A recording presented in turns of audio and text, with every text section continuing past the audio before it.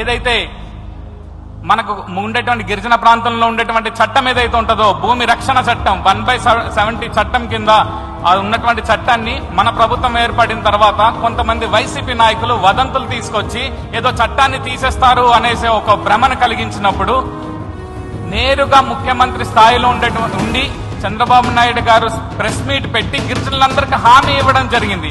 ఎక్కడ కూడా 1/70 చట్టాన్ని రద్దుపరిచేటువంటి కార్యక్రమం జరగదు. 1/70 చట్టం ఇంతకంటే ముందు కంటే కూడా పటిష్టంగా అమలు చేస్తామని చెప్పి హామీ ఇవ్వడం జరిగింది.